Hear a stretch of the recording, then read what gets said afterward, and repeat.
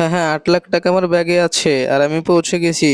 বাবা, বাবা, বাবা। আর হ্যাঁ, তোরা চিন্তা করিস না, আমি এখানে ঠিকঠাক এসেছি। আরে চুপ চুপ চুপ, টাকার কথা বলো না, টাকার কথা বলো না। আরে তুই কে বল, আর আমি টাকার কথা বলবো না, আমি এক কাজের কথা বলতেছি। বলো না, চুপ চুপ। আরে তুই সর তো। আর আমি কি করবে, কে তো থামাতে পারছি না, যাই ইটটা দিয়ে ওকে ভয় দেখায়। তুই আমাকে মারছিস কেন, তুই আমাকে মারছিস কেন? আরে ভাই কি হলো ওখানে? আরে ভাই মারছেন কেন ওকে? আরে ভাই দেখেন না, ও আমাকে শুধু আমাকে টাকার কথা বলতেছি, ও বলতে দিচ্ছে না। আরে ভাই শোনেন, ও টাকার কথা শুনতে পারে না, কারণ অনেক বছর আগে ওর বাবা এসেছিল এই শহরে। চলো ভাই, রামপুর এসেছি, তোমরা সবাই নেমে পড়ো।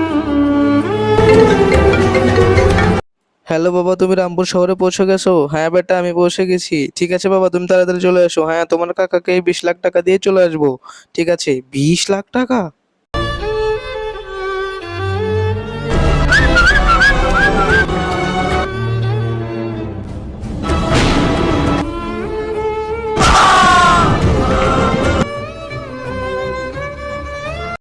তো কারা যেন ওর বাবাকে লুট করে একদম মেরে ফেলেছে, তারপরেও একদিন শহরে ওর বাবাকে খুঁজতে আসে। তার আগে আপনি কি লাল পানি খেতে ভালোবাসেন নাকি আমার মতো পানি খেতে ভালোবাসেন? যারা আমার মতো পানি খেতে ভালোবাসেন তারা অবশ্যই ভিডিওতে লাইক করে সাবস্ক্রাইব করে দিন, আর কমেন্টে লিখে দিন আপনি কোনটা খেতে ভালোবাসেন।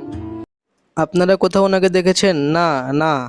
তারপরেও রোডের আশেপাশে খুঁজতে খুঁজতে ওর হঠাৎ অ্যাক্সিডেন্ট হয়ে যায়। তারপর ওর মাথায় খুব আঘাত লাগে, তারপরে ও এখান থেকেই থাকে। কি এই কাহিনী? ঠিক আছে। আরে শোনো, আমি তোমাকে ভুল বুঝতে পেরেছি, তোমার বাবার সাথে এত বড় অন্যায় হয়েছে, তাও তুমি মানুষের ভালো কাজ করে যাচ্ছ, তার জন্য আমি সরি।